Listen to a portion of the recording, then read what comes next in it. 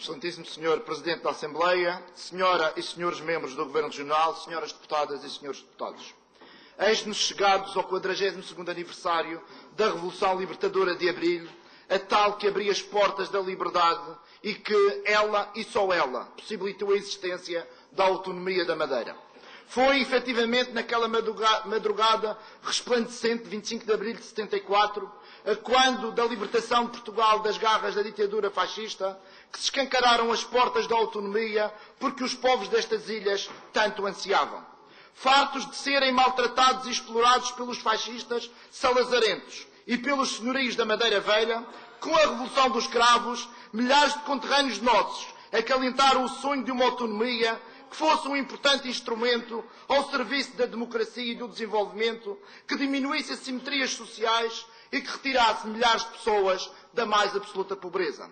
Apesar da intentona contra os valores da Revolução, perpetrada por um punhado de golpistas novembristas e demais bombistas da organização terrorista Flama, cujos responsáveis, recorde-se, e demais operacionais nunca foram julgados pelos crimes cometidos, apesar de tudo isto, foi possível, com o apoio de todas as forças políticas, no poder e na oposição, aprofundar a autonomia e garantir direitos fundamentais para os madeirenses, como é, por exemplo, a faculdade de podermos fixar impostos até 30% mais baixos, no sentido de esbater os elevados custos da insularidade. Por outro lado, com a chegada dos fundos comunitários, foi também possível possibilitar algum desenvolvimento à população da nossa região autónoma. Contudo, é preciso dizer que, à medida que os fundos estruturais iam servindo para construir estradas e outras obras, criou-se uma clientela privilegiada, que, bem colocada nas empresas de construção, nas empresas públicas e semipúblicas, nos portos monopolizados, nas associações desportivas culturais e nos lugares de confiança política, comeram à mesa do orçamento e enriqueceram à custa dos madeirenses, a quem sobrou as migalhas e as facturas repletas de colossais dívidas.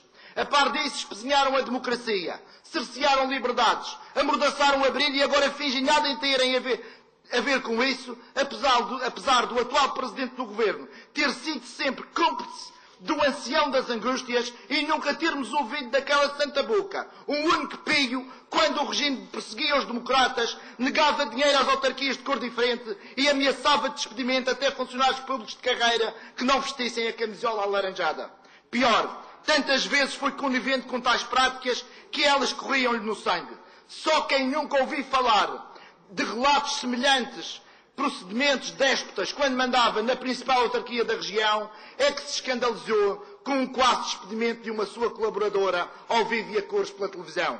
Sr. Presidente da Assembleia, Senhora e Senhores Membros do Governo, Senhoras Deputadas e Senhores Deputados, mais de 4 décadas envolvidas, e quando a região, fruto das possibilidades abertas pela Revolução, nem da autonomia e pela Constituição da República, deveria ostentar um nível de bem-estar social e de progresso assinalável, com a pobreza e o desemprego em níveis residuais, não é nada disso que acontece.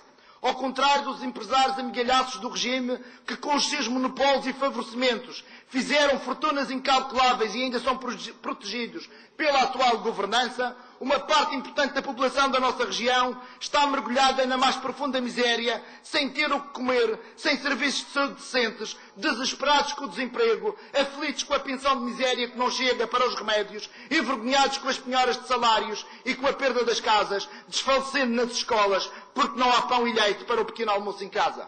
Perante este cenário de desespero social e total ausência de respostas de um governo de propaganda e trapalhada constante, não é exagero dizer que não foi esta a autonomia que os revolucionários de Abril e os deputados constituintes sonharam e quiseram para a Madeira. Esta autonomia madrasta para os pobres, para os desempregados, para os idosos abandonados, para os utentes do serviço de saúde a quem falta medicação, para as crianças a quem falta o pão, foi aquela que novembro quis que vingasse. Pobreza e desespero para uns, grandes mordomias e favorecimentos para outros. A autonomia de Abril não se fez para que uma casta de privilegiados tivessem os seus milhões bem guardados num qualquer paraíso fiscal, enquanto o povo morre de fome. A autonomia de Abril não se fez para que sobre a Madeira recaia todo um manto de suspeição acerca de eventuais fenómenos de fuga fiscal por parte de empresas fantasmas sediadas no Centro Internacional de Negócios e cujas irregularidades a própria Sociedade de Desenvolvimento da Madeira admite poderem existir. Mas, Sr. Presidente, a autonomia de abril também não se fez para vermos os nossos mais altos representantes políticos serem suspeitos de ter ligações a empresas registadas em paraísos fiscais e terem os seus nomes envolvidos em escândalos relacionados com a fuga aos impostos. Sobre as primeiras figuras da região, não podem pairar quaisquer suspeitas a esse nível e, sem prejuízo da presunção de inocência que a todos é devida, os esclarecimentos públicos, exaustivamente documentados que se impõem, não poderão deixar qualquer margem para desconfiança ou dúvida, sob pena de terem que ser assumidas todas as responsabilidades políticas. Senhor Presidente da Assembleia, Senhora e Senhores Membros do Governo Regional, Senhoras Deputadas e Senhores Deputados, abril é revolução. Revolução é luta por direitos e contra a sua destruição. A Madeira precisa garantir que a autonomia jamais voltará a ser amordaçada e que abril se cumprirá neste pedaço de Portugal. E cumprir abril não é um propósito vazio de conteúdo ou de pouca monta. Cumprir abril é corrigir injustiças. Cumprir abril é enfrentar os poderosos e acabar com os monopólios que encarecem a vida dos madeirenses empobrecidos pelo compadrio e pela irresponsabilidade. Cumprir abril é garantir que nenhuma criança inicie a sua jornada escolar com fome.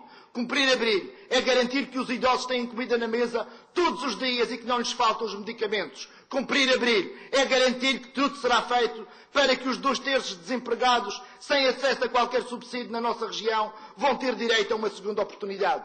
Cumprir abril é garantir que não haverá falta de medicamentos para quem precisa tratar-se e que existirá assistência médica célere a todos quantos dela precisam. Cumprir abril é garantir que os direitos de milhares de trabalhadores serão respeitados e que existirão aumentos salariais dignos para quem vive do seu trabalho. Cumprir abril é ser implacável no combate a todas as formas de exploração de pessoas em situação precária.